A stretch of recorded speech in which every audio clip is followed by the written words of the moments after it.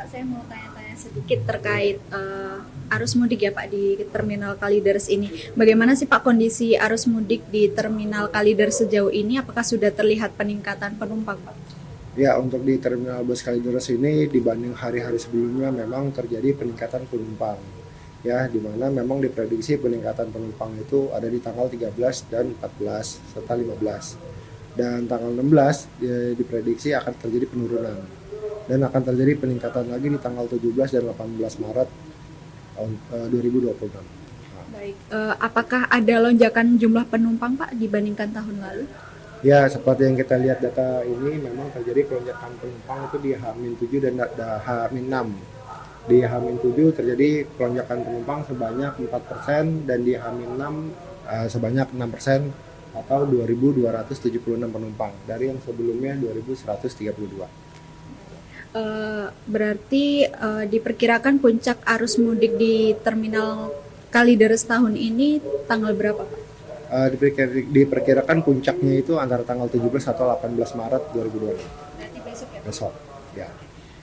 Kalau boleh tahu berapa jumlah penumpang dan bus yang sudah diberangkatkan dari Terminal Kalideres selama periode mudik ini Pak? Ya, selama periode mudik di sini bisa kita lihat itu sekitar 4.000 sampai 5.000 penumpang yang sudah kita berangkatkan.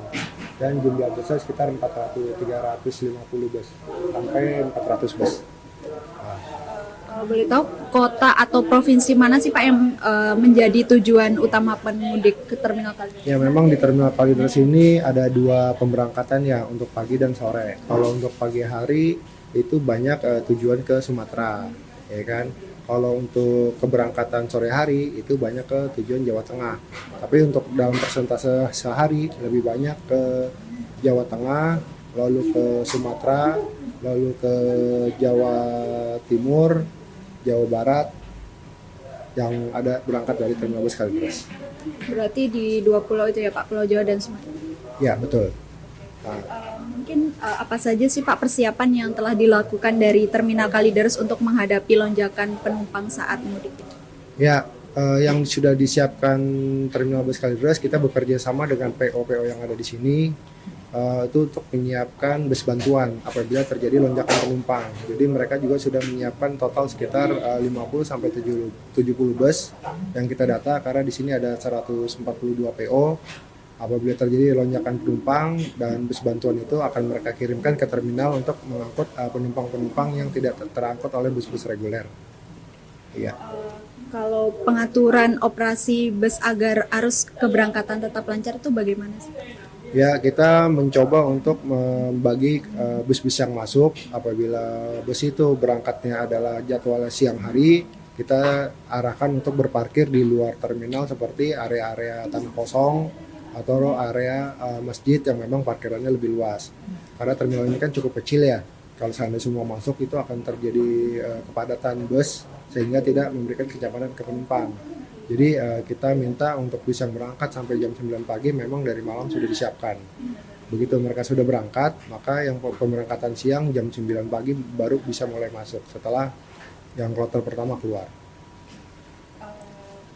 Kalau pengawasan terhadap kelayakan bus dan kondisi pengemudi sebelum keberangkatan mungkin ada dari Terminal Kalideres bagaimana?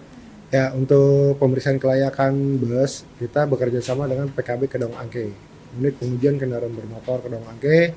Jadi mereka juga sudah membuat pos ramcek yang mulai dari jam 8 pagi sampai dengan jam 8 malam dibagi jadi 2 shift. Ya, untuk melakukan pengecekan ramcek sebelum kendaraan itu diberangkatkan. Kalau untuk pengemudi apakah ada ketentuan?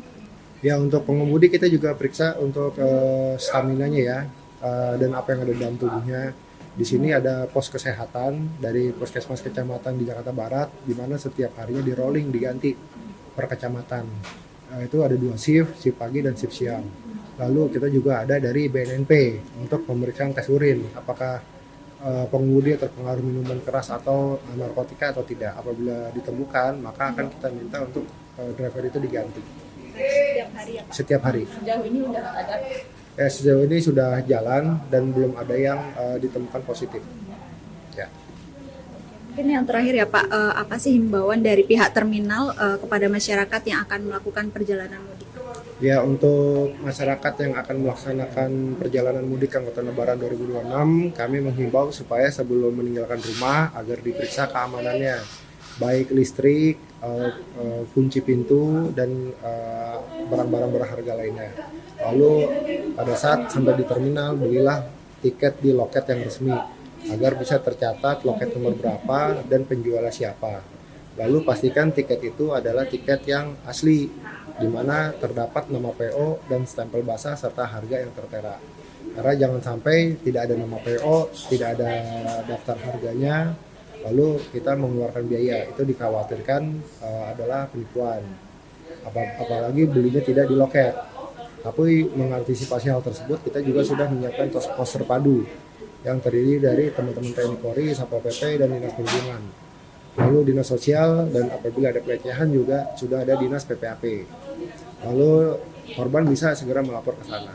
Lalu yang terakhir, apabila dalam pemberangkatan naik dan turun di dalam terminal. Karena di dalam terminal juga sudah tersedia segala fasilitas termasuk fasilitas keamanan. Terima kasih Bapak. Ya.